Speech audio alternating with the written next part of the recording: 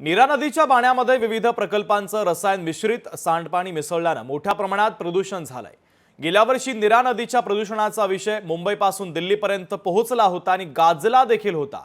हा विषय राजकीय नेत्यांसह प्रशासकीय पातळीवरील संबंधितांनी मनावर घेतला होता। त्यामुळे प्रदूषणाचा प्रश्न लवकरात लवकर मार्गी लागेल असं सर्वांनाच वाटत होतं, परंतु राजकीय घडामोडीमध्ये हा विषय मागे पडला। मंत्र्यांनी शेतकऱ्यांना दिलेली आश्वासनं फोल ठरली। दरम्यान नदीकाठी असलेल्या मुख्यमंत्री देवेंद्र फडणवीस यांच्या नीरा नरसिंगपूर येथील कुलदैवताला रसायन युक्त पाण्याने अभिषेक घालू नका अशी विनंती शेतकऱ्यांनी अमृता फडणवीस यांना केलेली आहे।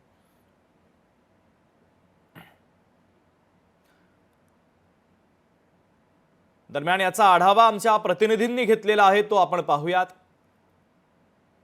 मुंबईपासून दिल्लीपर्यंत हा विषय गेला, मात्र अद्यापही या विषयाला कुठल्या राजकीय मंडळींना न्याय देण्यात आला नाही। आपण पाहू शकता, मी आहे नीरा नदीवरती। याच नदीवरती कारखान्याचं जे काही रसायनयुक्त पाणी आहे, हे पाणी सोडल्यामुळं इथल्या जलचर जीव आहेत, हे जलचर जीव मेलेले आहेत।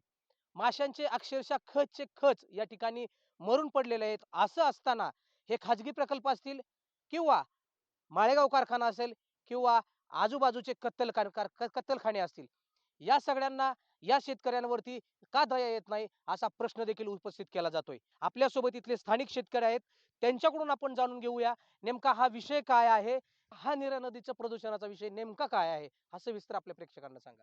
नीरा नदीचं पाणी दरवर्षी हे असं काळं कुट्ट, कधी कधी लाल होतं, कधी कधी हिरवं होतं। जवळ इथं जे कत्तलखाने आहेत, ज्या सहकारी साखर कारखाने आहेत, जे खाजगी प्रकल्प आहेत, त्यांच्यातून या नदीमध्ये कसलीही प्रक्रिया न करता जे दूषित पाणी सोडलं जातं रसायन मिश्रित, याच्यामुळं नीरा नदीचं पूर्ण वाटोळं झाले। इथली लेकरं बाळं ही इथं हापशावरती जी पाणी पित आहेत, त्या हापशांमध्ये, बोरवेलमध्ये, विहिरीमध्ये हे पाणी उतरलेले। हेच पाणी शेती धोक्यात घालते, जनावरांना धोक्यात घालते, माणसांना धोक्यात घालते। आणि याला फक्त आणि फक्त कारणीभूत या सहकारी आणि खाजगी संस्था आहेत की जे प्रक्रिया करून पाणी या ठिकाणी सोडत नाहीत। इथून पुढच्या कालावधीमध्ये या नदीच्या प्रदूषणासाठी शेतकऱ्यांची काय भूमिका असणार आहे, काय शेतकरी पुढचं पाऊल उचलणार आहे? शेतकरी 100% रागवलेला आहे, 100% त्याने सगळा राग हा दाबून ठेवलेला आहे। पण एक ध्यानात ठेवा, जितकं दाबाल त्याच्या अधिक पटीने उसळतं। शेतकऱ्यांचा राग हा उसळणार आहे।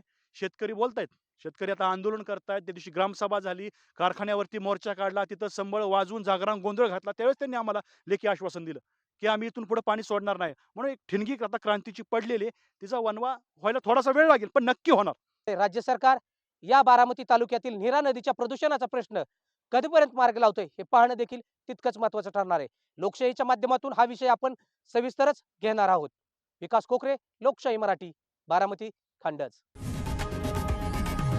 लोकशाही मराठी ऐका, पहा, जागरूक रहा।